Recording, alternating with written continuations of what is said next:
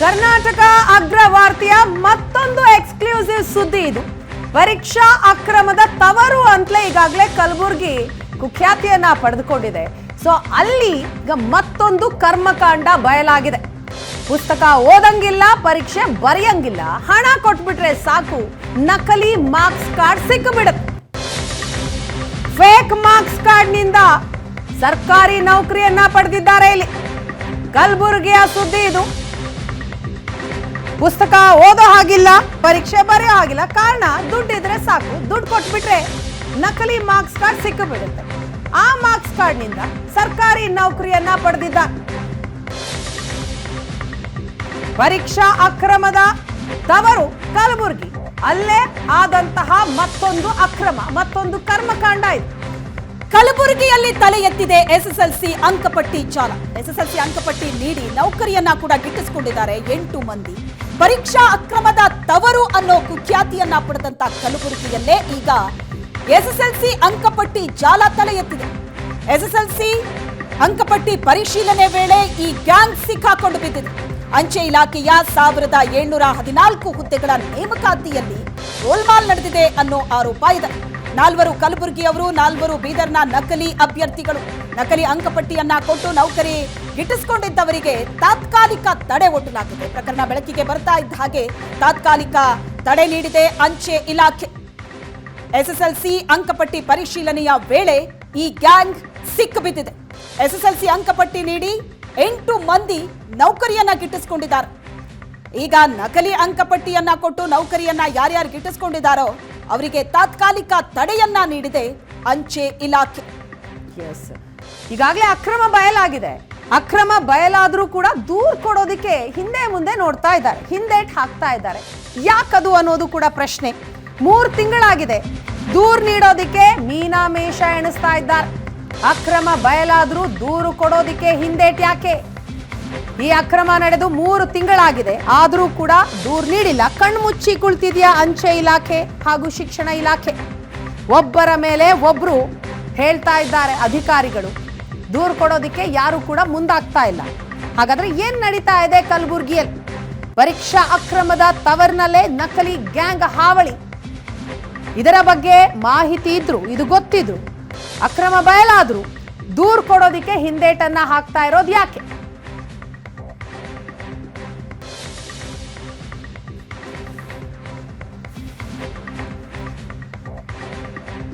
ಈ ಬಗ್ಗೆ ಹೆಚ್ಚಿನ ಡೀಟೇಲ್ಸ್ ಅನ್ನ ಕೊಡ್ತಾರೆ ನಮ್ಮ ಪ್ರತಿನಿಧಿ ಶರಣಯ್ಯ. ಈಗ ಸಂಪರ್ಕದಲ್ಲಿದ್ದಾರೆ. ಶರಣಯ್ಯ, ಮೊದಲೇ ಕಲಬುರಗಿಗೆ ಒಂದು ಬ್ಲಾಕ್ ಮಾರ್ಕ್ ಇದೆ, ಅದರ ಜೊತೆಗೆ ಈಗ ಎಸ್ಎಸ್ಎಲ್ಸಿ ಅಂಕಪಟ್ಟಿಯ ಜಾಲ ಕೂಡ ಬಯಲಾಗಿದೆ.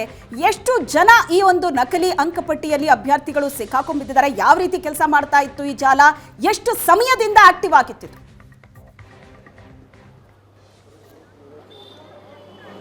ನೀವು ಪೋಷಕರಾಗಲು ಕಾಯುತ್ತಿದ್ದೀರಾ? ಚಿಂತಿಸದಿರಿ. ಓಯಾಸಿಸ್ ಫರ್ಟಿಲಿಟಿ 90,000 ದಂಪತಿಗಳ ಜೀವನದಲ್ಲಿ ಸಂತೋಷವನ್ನು ತಂದಿದೆ. 7825893601ಗೆ ಕರೆ ಮಾಡಿ ಅತ್ಯದ್ಭುತ ರಿಯಾಯಿತಿ ಪಡೆಯಿರಿ ಹಾಗೂ ಎಲ್ಲರಿಗೂ ಗುಡ್ ನ್ಯೂಸ್ ಕೊಡಿ.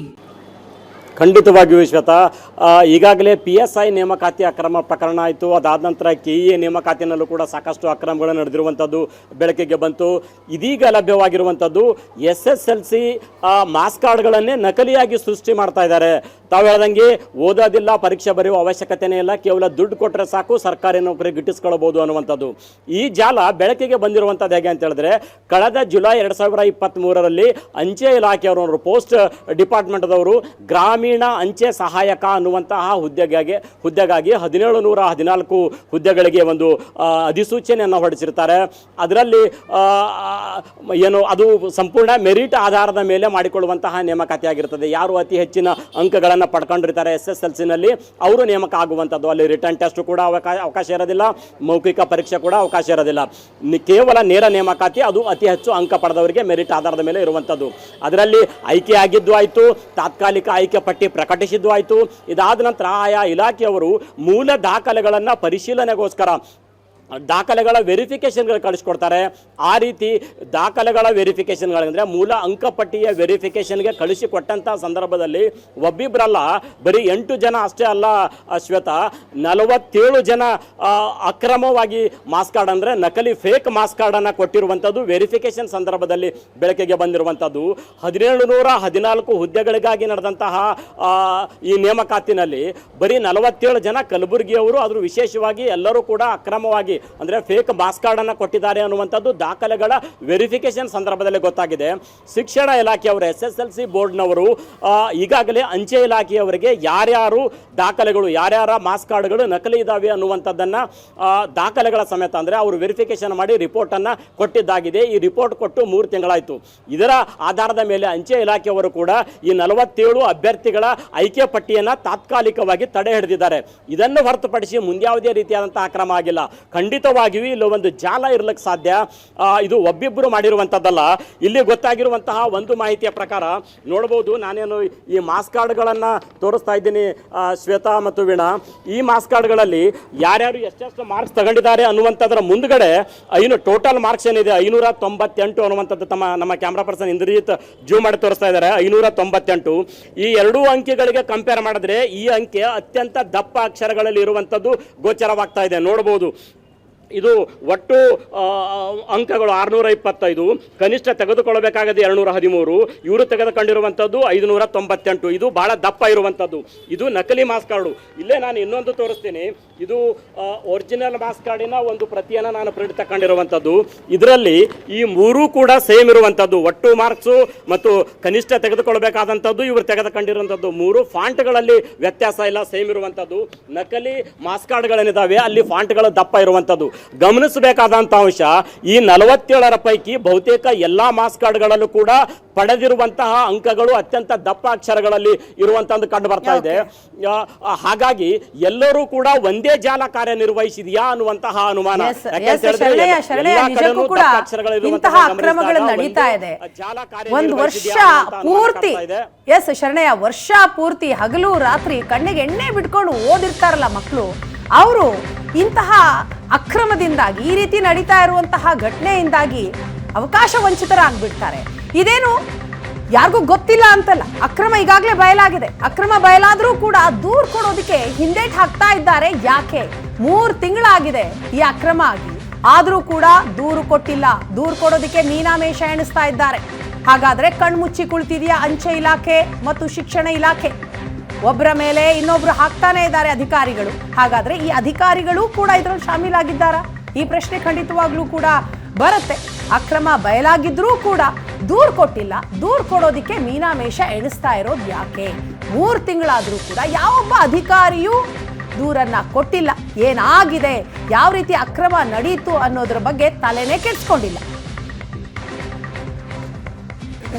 ಈ ಪ್ರಕರಣ ಬೆಳಕಿಗೆ ಬರ್ತಾ ಇದ್ದ ಹಾಗೆ ಅಧಿಕಾರಿಗಳು ಕೂಡ ಇದರ ಬಗ್ಗೆ ಒಂದು ಸೂಕ್ತವಾದ ಕ್ರಮ ತೆಗೆದುಕೊಳ್ತಾ ಇಲ್ಲ. ಇದು ಬಹಳ ದೊಡ್ಡ ಅನುಮಾನಕ್ಕೆ ಕಾರಣ ಆಗಿದೆ. ಅಂಚೆ ಇಲಾಖೆ, ಶಿಕ್ಷಣ ಇಲಾಖೆ ಹಾಗಾದ್ರೆ ಏನು ಮಾಡ್ತಾ ಇದೆ? ಕಣ್ಮುಚ್ಚಿ ಕೂತಿದ್ಯಾ ಅಂಚೆ ಇಲಾಖೆ ಮತ್ತು ಶಿಕ್ಷಣ ಇಲಾಖೆ? ಇಲ್ಲಿ ತನಕ ನಮ್ಮ ಗಮನಕ್ಕೆ ಬಂದಿಲ್ಲ ಅಂತ ಹೇಳೋ ಅಧಿಕಾರಿಗಳು ಈಗ ಗಮನಕ್ಕೆ ಬಂದ ನಂತರ ಆದ್ರೂ ಆಕ್ಟಿವ್ ಆಗಿದ್ದಾರಾ? ಇಲ್ಲ. ಏಷ್ಯಾನೆಟ್ ಸುವರ್ಣ ನ್ಯೂಸ್ ನಲ್ಲಿ ಎಕ್ಸ್ಕ್ಲೂಸಿವ್ ಆದಂತ ದೃಶ್ಯ ನೋಡ್ತಾ ಇದ್ರಿ. ಆ ನಕಲಿ ಮಾರ್ಕ್ಸ್ ಕಾರ್ಡ್ ಹೇಗಿದೆ ಅಂತ, ಜೊತೆಗೆ ಅದರ ಡೀಟೇಲ್ಸ್ ಕೂಡ. ಇದೇ ವಿಚಾರಕ್ಕೆ ಸಂಬಂಧಪಟ್ಟ ಹಾಗೆ ಮತ್ತೆ ಮಾಹಿತಿಯನ್ನ ಕೊಡ್ತಾರೆ ನಮ್ಮ ಪ್ರತಿನಿಧಿ ಶರಣಯ್ಯ. ಶರಣಯ್ಯ, ಯಾವುದೂ ಕೂಡ ಮುಚ್ಚಿ ನಡೆದಂತಹ ಘಟನೆ ಅಲ್ಲ, ಎಲ್ಲವೂ ಕೂಡ ಓಪನ್ ಆಗಿದೆ, ಖುಲ್ಲಾ ನಡೆದಿದೆ. ಆದರೂ ಕೂಡ ಅಧಿಕಾರಿಗಳು ಕ್ರಮಕ್ಕೆ ಯಾಕೆ ಮುಂದಾಗ್ತಾ ಇಲ್ಲ?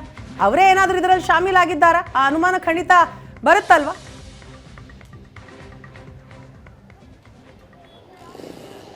ಖಂಡಿತವಾಗಿಯೂ ವೀಣಾ, ವಿದ್ಯಾರ್ಥಿಗಳಿಗೂ ಮತ್ತು ಅವರ ಪಾಲಕರಿಗೂ ಖಂಡಿತವಾಗಿಯೂ ಕಾಡುವಂತಹ ಪ್ರಶ್ನೆಯೇ ಇದು. ಯಾಕೆ ಅಂತ ಹೇಳಿದ್ರೆ, ಈ ಅಕ್ರಮ ಬಯಲಾಗಿ 1 ಅಲ್ಲ 2 ಅಲ್ಲ 3 ತಿಂಗಳುಗಳಾಯಿತು. ಅಂಚೆ ಇಲಾಖೆಯವರಿಗೆ ಎಜುಕೇಷನ್ ಡಿಪಾರ್ಟ್ಮೆಂಟಿಂದ ಅಂದರೆ SSLC ಎಕ್ಸಾಮ್ ಬೋರ್ಡಿಂದ ಅಧಿಕೃತವಾದಂತಹ ಮಾಹಿತಿ ಹೋಗಿದೆ. 47 ಅಂಕಪಟ್ಟಿಗಳು ನಕಲಿ ಇದೆ ಅನ್ನುವಂಥದ್ದು.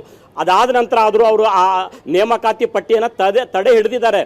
ಆದರೆ ಮತ್ತೆ ಇಂತಹ ಕ್ರಮಗಳು ಆಗಬಾರದು ಅನ್ನೋದಾದರೆ ಅಂಥವರ ವಿರುದ್ಧ ಕ್ರಮ ಆಗಬೇಕು.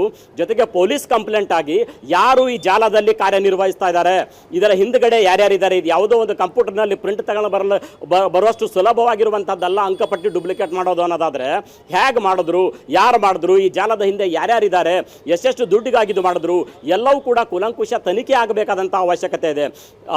ಅಂಚೆ ಇಲಾಖೆಯವರು ನೀವು ಕ್ರಮ ಕೈಗೊಳ್ಳಿ ಅಂತ ಎಜುಕೇಷನ್ ಡಿಪಾರ್ಟ್ಮೆಂಟ್ದವರಿಗೆ ಪತ್ರ ಬರೀತಾರೆ. ಎಜುಕೇಷನ್ ಡಿಪಾರ್ಟ್ಮೆಂಟ್ದವರು ಈ ನೇಮಕಾತಿ ನಡೆದಿರುವಂಥದ್ದು ನಿಮ್ಮ ಇಲಾಖೆಯಲ್ಲಿ ನಮಗೆ ವೆರಿಫಿಕೇಶನ್ ಕಳಿಸಿದ್ದೀರಿ, ನಾವು ವೆರಿಫಿಕೇಶನ್ ಮಾಡಿ ಇದು ನಕಲಿ ಅಂತದನ್ನು ನಿಮಗೆ ಹೇಳಿದ್ದೀವಿ, ಅಷ್ಟೇ ನಮ್ಮ ಕೆಲಸ ಅನ್ನುವಂತಹ ನಿಟ್ಟಿನಲ್ಲಿ ಇವ್ರು ಜಾರ್ಕೊಳ್ತಾ ಇದ್ದಾರೆ.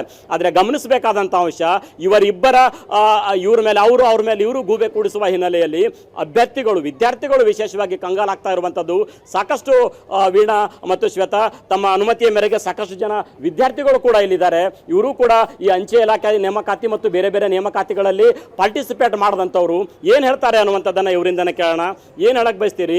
ಇಡೀ ರಾಜ್ಯವೇ ಬೆಚ್ಚಿ ಬೀಳುವಂತಹ ಒಂದು ಸ್ಟೋರಿ ಇದು. ನಕಲಿ ಮಾಸ್ ಕಾರ್ಡೇ ರೆಡಿ ಆಗ್ತಾ ಇದೆ, ಓದೋದೇ ಬೇಕಾಗಿಲ್ಲ ನೀವು ಅನ್ನುವಂಥ ರೀತಿಯಲ್ಲಿ ಅವ್ರು ಮಾಡ್ತಾ ಇದ್ದಾರೆ. ದುಡ್ಡು ಕೊಟ್ಟರೆ ಏನು ಬೇಕಾದರೂ ಆಗ್ಬೋದು ಅಂತ ಏನು ಹೇಳಕ್ ಬಯಸ್ತೀರಿ? ತಾವು ಈ ಅಂಚೆ ಇಲಾಖೆ ನೇಮಕಾತಿನಲ್ಲಿ ಅರ್ಜಿ ಸಲ್ಲಿಸಿದ್ರಾ? ನಿಮ್ದು ಆಯ್ತಾ? ಆಗಿಲ್ಲ ಸರ್ ನಮಸ್ಕಾರ, ನನ್ನ ಹೆಸರು ತಾಯಪ್ಪ ಯಾದವ್ ಅಂತೇಳಿ.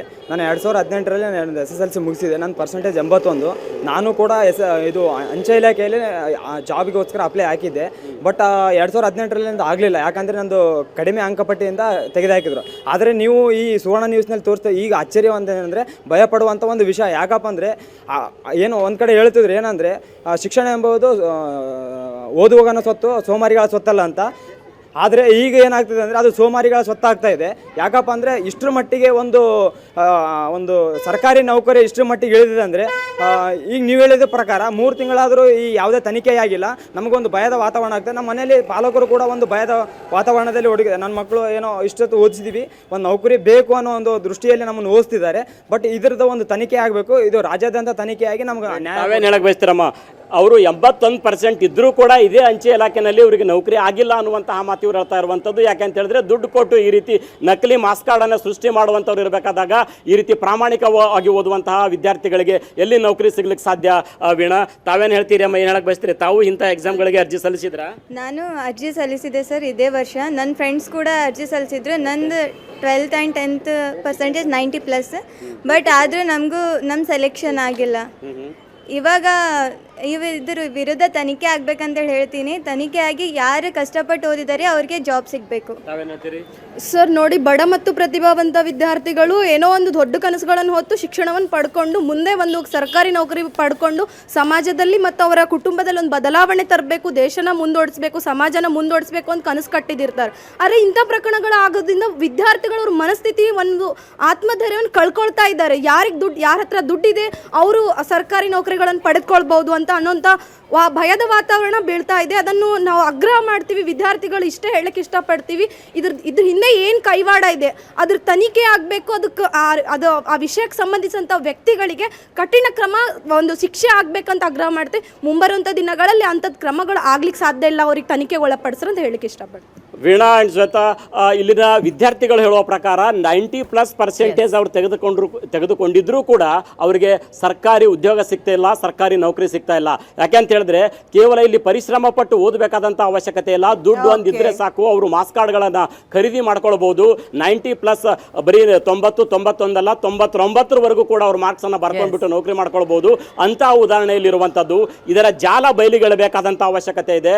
ಒಬ್ಬರ ಮೇಲೆ ಒಬ್ಬರು ಹಾಕುವ ಬದಲಾಗಿ ಯಾರಾದರೂ ಒಬ್ಬರು ದೂರು ಕೊಟ್ಟು ಪೊಲೀಸ್ ಸ್ಟೇಷನಲ್ಲಿ ದೂರು ದಾಖಲಾಗಿ ಸಮರ್ಪಕ ತನಿಖೆ ನಡೆಸಿ ಬರೀ ಅಭ್ಯರ್ಥಿಗಳು ಯಾರ್ಯಾರಿದ್ದಾರೆ ಅವರಷ್ಟೇ ಅಲ್ಲ, ಇದರ ಹಿಂದುಗಡೆ ಇರುವಂತಹ ಸಮಗ್ರ ಜಾಲವನ್ನು ಬಯಲಿಗೆಳೆದು ಮತ್ತೆ ಇಂತಹ ಘಟನೆಗಳು ಮರುಕಳಿಸದೇ ಇರುವ ನಿಟ್ಟಿನಲ್ಲಿ ಕ್ರಮ ಕೈಗೊಳ್ಳಬೇಕಾದಂತ ಅವಶ್ಯಕತೆ ಎದ್ದು ಕಾಣ್ತಾ ಇರುವಂತದ್ದು. ಖಂಡಿತ ಶರಣಯ್ಯ, ಈಗಲಾದ್ರೂ ನೋಡೋಣ ಶಿಕ್ಷಣ ಇಲಾಖೆ ಇರ್ಬೋದು ಅಥವಾ ಅಂಚೆ ಇಲಾಖೆ ಎಚ್ಚೆತ್ತುಕೊಳ್ಳುತ್ತಂತ. ಥ್ಯಾಂಕ್ ಯು ಸೋ ಮಚ್ ತಮ್ಮೆಲ್ಲ ಮಾಹಿತಿಗಾಗಿ.